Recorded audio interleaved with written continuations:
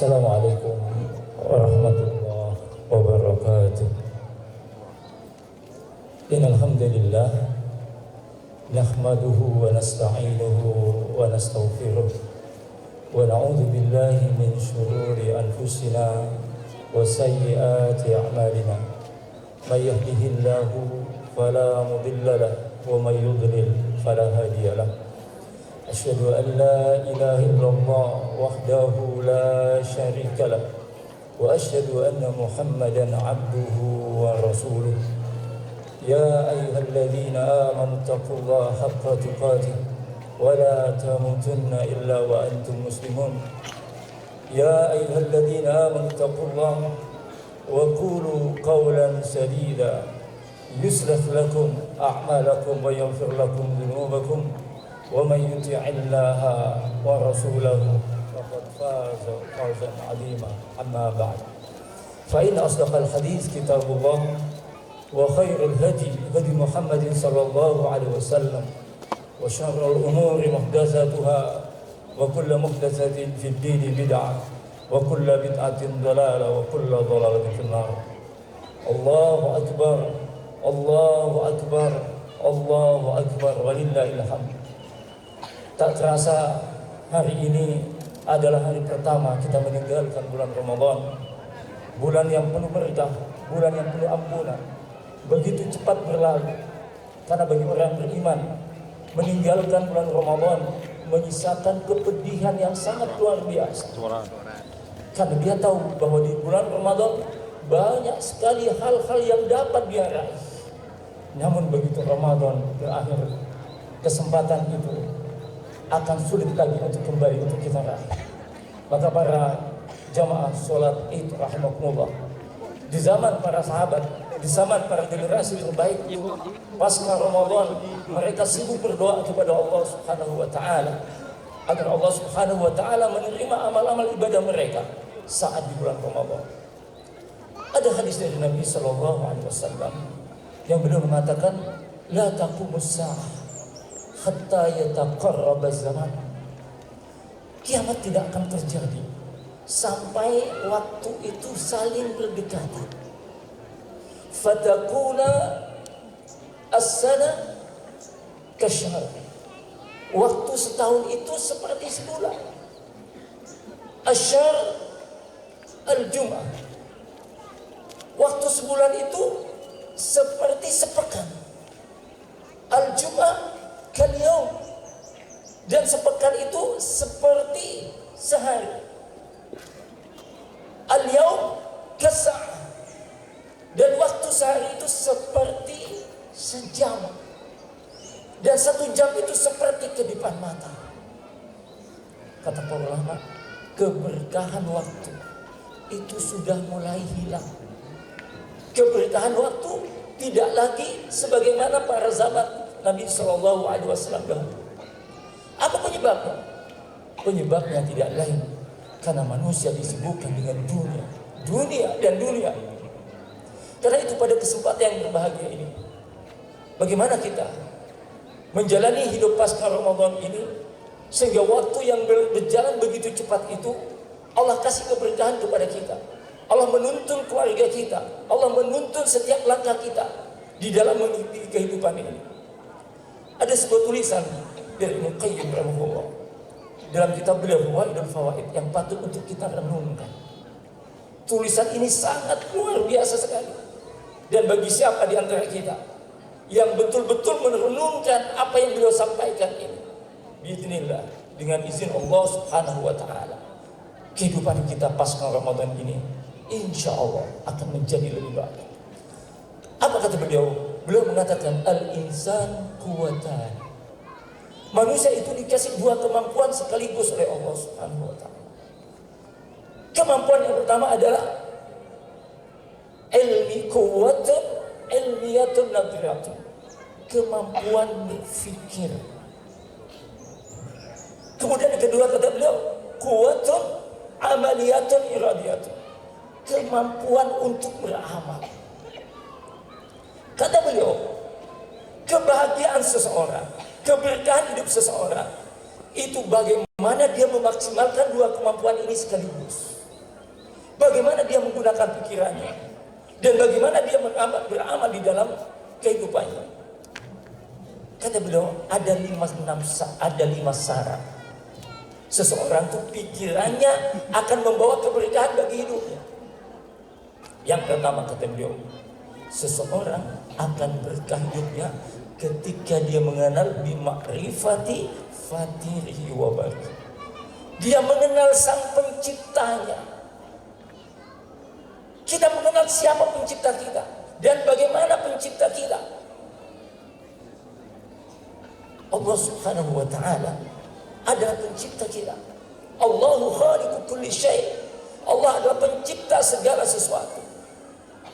Maka semakin paham seseorang terhadap penciptanya, akan semakin dia menata hidupnya dengan baik.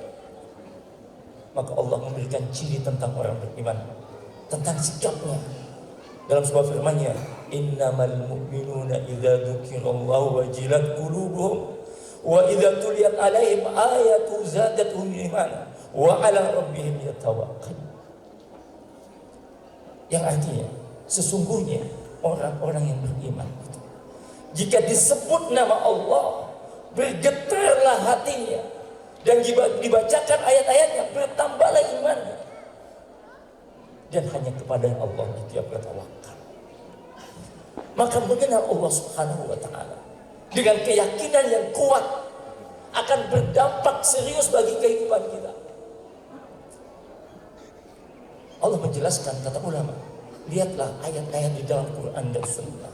Lihat ada banyak ayat-ayat kauniyah seperti penciptaan langit dan bumi, di mana Allah Subhanahu wa ta'ala berfirman, alladzi khalaqa sab'a samawati tibaqa ma tara fi khalqir rahmani min tafawut farji'il basara hal tara min futur. Dialah Allah yang menciptakan 7 langit berlapis-lapis. Pandanglah langit itu dan pandanglah langit itu, niscaya pandanganmu akan kembali dalam keadaan baik. Maka para jamaah rahimakumullah, Allah memberikan ampunan dan pahala yang besar bagi hambanya yang yakin kepada Allah, yang yakin tentang Allah penciptanya, di mana Allah Subhanahu wa ta'ala berfirman, innal ladzina yakhshawna rabbahum bil ghaibi lahum maghfiratu wa ajrun kabir. Sesungguhnya orang-orang yang takut kepada kebesaran Tuhannya, yang tidak kelihatan, baginya ampunan dan pahala yang sangat besar. Maka setiap kita yang beriman, jika disebut nama Allah, berupayalah untuk kita betul-betul menghadirkan rasa takut itu, sehingga akan berdampak bagi kehidupan kita. Kemudian yang kedua, kata Ibnu Qayyim, orang akan berkah hidupnya ketika dia memiliki pemahaman yang utuh. Apa kata beliau? Bimakrifati tariqi allati tusilu ilaihi. Dia mengenal jalan menuju Allah Subhanahu wa ta'ala. Siapapun di antara kita yang mengenal jalan menuju Allah Subhanahu wa ta'ala, dia akan tertata hidupnya. Tapi kata para ulama, jalan menuju Allah itu tidak banyak diminati oleh orang. Jalan menuju Allah itu sepi daripada pengikut. Jalan menuju Allah itu sedikit sekali yang mau istiqomah di situ. Kenapa? Karena kata ulama, jalan menuju Allah, aturan Allah itu banyak bertentangan dengan keinginan manusia. Perintah Allah itu bertentangan dengan banyak hawa nafsu manusia. Sehingga tidak banyak orang yang minat untuk mengambil bagian bagaimana menuju Allah Subhanahu wa ta'ala. Ya, kita orang beriman mesti yakin, seyakin-yakinnya. Sebagaimana dikatakan oleh Mukaththir rahimahullah dalam kitab beliau, innal falah kullu falah fi fi'li awamirillah. Kata beliau, kebahagiaan, semua kebahagiaan, kebahagiaan yang sejati adalah saat seseorang itu taat kepada Allah Subhanahu wa ta'ala. Saat dia taat melaksanakan perintah Allah Subhanahu wa ta'ala.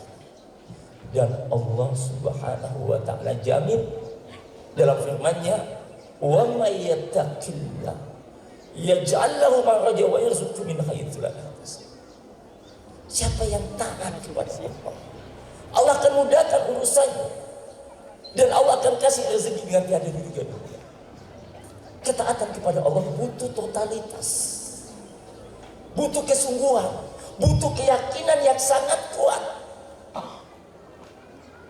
Kenapa hari ini orang mau melakukan kegiatan-kegiatan yang menyimpang dari jalan Allah, dan sedikit sekali yang mau mengambil jalan Allah Subhanahu wa ta'ala? Penyebabnya kata ulama, lemahnya keyakinan terhadap syariat Allah Subhanahu wa ta'ala. Lemahnya keyakinan. Maka kata para ulama, Allah mensifati ahlus sa'adah, orang-orang yang bahagia itu adalah bil ihsani ma'al khauf. Orang yang bahagia kata para ulama adalah orang yang menyibukkan dirinya dalam kebaikan-kebaikan diiringi rasa takut.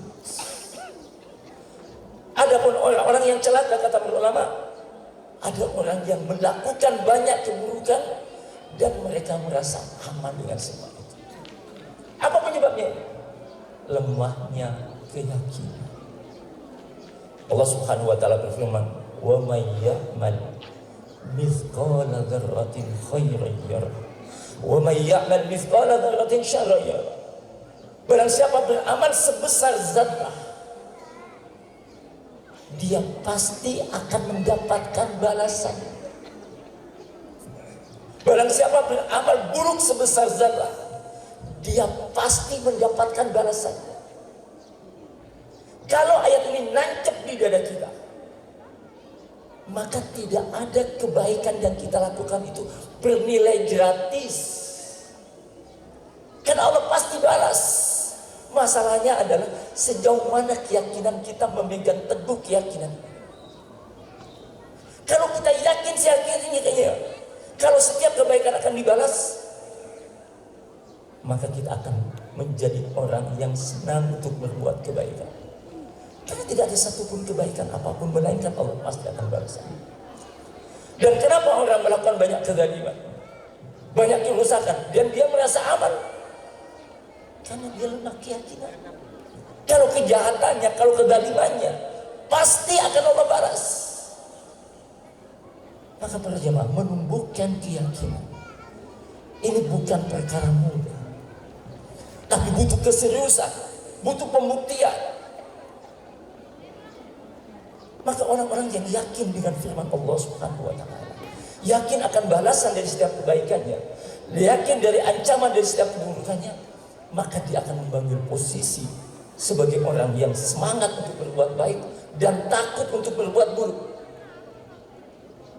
Kemudian yang ketiga, kata Ibnu Qayyim rahimahullah, orang kalau ingin berkah hidupnya, yang ketiga adalah bi ma'rifati al-fatihah.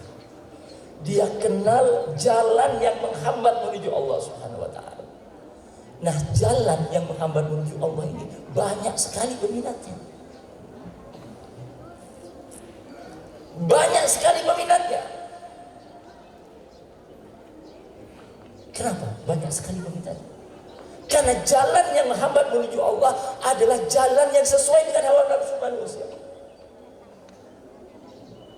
Allah tidak boleh kita menipu. Allah tidak boleh kita zalimin orang. Allah tidak boleh kita mengkhianati orang. Allah suruh kita berbuat baik kepada sesama. Itu bertentangan dengan kebanyakan hawa nafsu. Maka jalan yang menghambat menuju Allah Subhanahu wa ta'ala itu sedikit sekali peminatnya. Sehingga Nabi SAW mengingatkan kepada kita dalam hadisnya.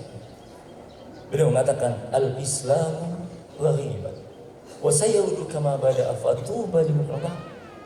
Islam itu saat pertama kali itu datang itu asing, aneh.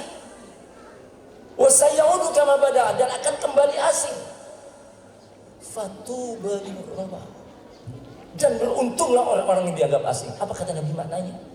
Kata Nabi SAW adalah orang-orang yang istiqomah di atas syariat, di tengah banyaknya orang yang tak peduli dengan syariat. Kita akan menjadi kelompok kecil kalau kita konsisten istiqomah di jalan Allah Subhanahu wa taala. Mungkin tidak ada orang peduli dengan kita, tapi biarlah Allah yang peduli dengan kita. Kemudian yang keempat, kata Ibnu Qayyim, orang kalau ingin berkah hidupnya, kenali dirinya sendiri. Siapa kita ini? Kita mesti kenal siapa diri kita. Dari mana kita? Dan untuk tujuan apa kita diciptakan oleh Allah Subhanahu wa taala? Kenapa orang angkuh? Kenapa orang sombong? Kenapa orang merasa hebat? Kenapa orang merasa begini semuanya? Karena dia lupa tentang diri. Maka Allah mengingatkan kepada kita, ya ayyuhalladzina amanu taqullaha wal tanzur nafsum ma qaddamat lighad wattaqullaha innallaha khabirun bima ta'malun wa la takunu kalladzina nasullaha fa ansahum anfusahum. Wahai orang beriman, hendaklah setiap kalian memperhatikan apa yang akan dia kerjakan untuk hari esok. Janganlah kamu lupa kepada Allah, sehingga Allah buat kamu lupa kepada dirimu sendiri. Artinya penyebab orang itu tidak taat kepada Allah, dia akan lupa kepada hakikat penciptaan dirinya. Untuk apa dia diciptakan? Dan untuk tujuan apa dia diciptakan? Dia akan lupa. Kalau dia tidak ingat kepada aturan Allah Subhanahu wa taala. Maka ini para jemaah rahimahullah, ada sebuah ungkapan dari Hasan al-Basri rahimahullah. Orang yang taat kepada Allah, dia akan punya sifat yang tidak dimiliki oleh orang. Apa sifatnya? Tawadu, rendah hati. Apa rendah hati kata beliau? Kata beliau, anta jabi manzilika. Tawadu itu engkau keluar dari rumah, fanatal kaum muslimah, dan kau ketemu dengan saudara muslimmu. Bangunlah keyakinan di dalam dirimu kalau saudara yang kau ketemu itu lebih baik daripada dirimu. Ini tabi'in, sekelas tabi'in. Kalau ketemu dengan orang, dia menganggap orang yang dia temui lebih baik daripada dirinya. Tidak ada angkuh, tidak ada sombong.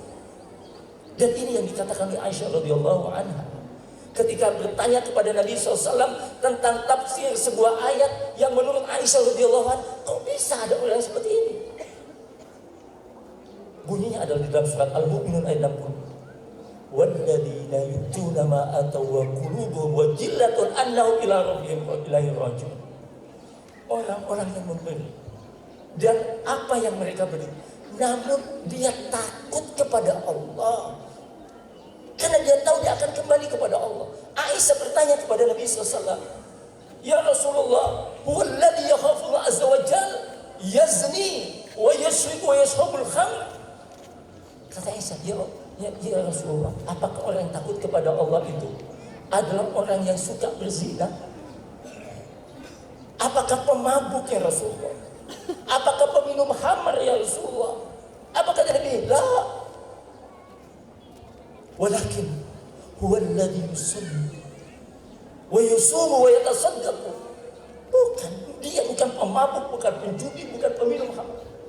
Tetapi mereka adalah orang-orang yang suka sholat, yang suka puasa, yang suka sedekah. Tapi dia takut pahala puasa, sedekah, amal ibadah puasanya, sedekahnya dan sholatnya tidak diterima oleh Allah SWT.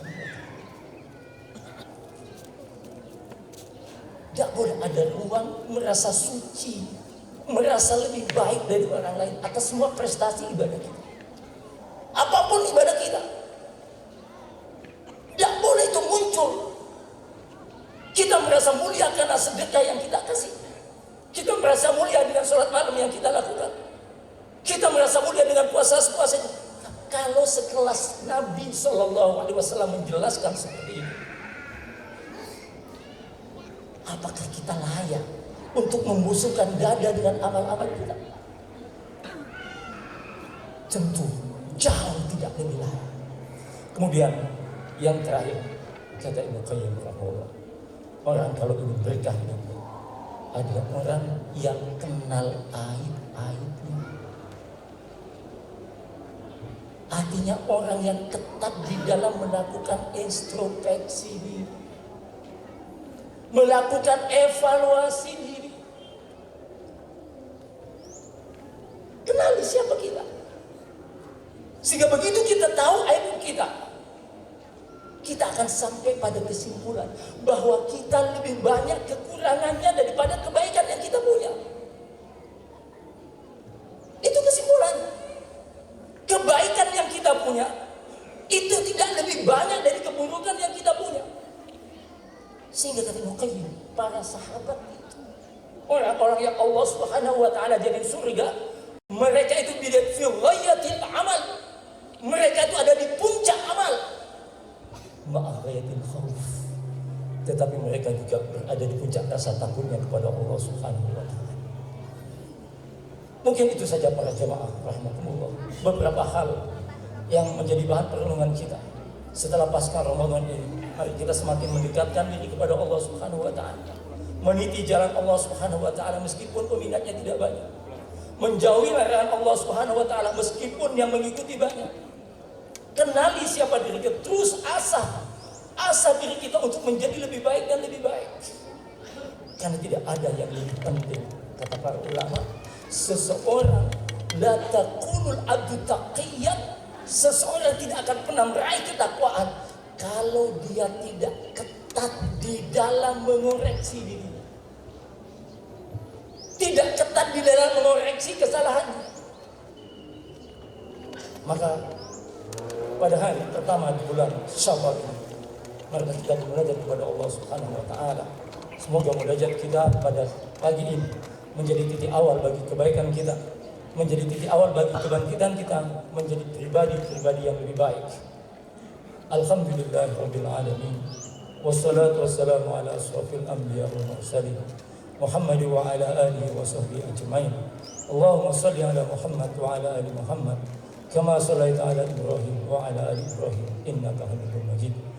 Allahumma ighfir lil muslimina wal muslimat والمؤمنين والمؤمنات الأحياء منهم والأموات. ربنا ظلمنا أنفسنا وإن لم تغفر لنا وترحمنا لنكونن من الخاسرين. ربنا ولا تحمل علينا إصرا كما حملته على الذين من قبلنا. ربنا ولا تحملنا ما لا طاقة لنا به واعف عنا واغفر لنا وارحمنا أنت مولانا فانصرنا على القوم الكافرين. ربنا لا تزغ قلوبنا بعد إذ هديتنا وهب لنا من لدنك رحمة إنك أنت الوهاب. ربنا هب لنا من أزواجنا وذرياتنا قرة أعين واجعلنا للمتقين إماما. ربنا آتنا في الدنيا حسنة وفي الآخرة حسنة وقنا عذاب النار.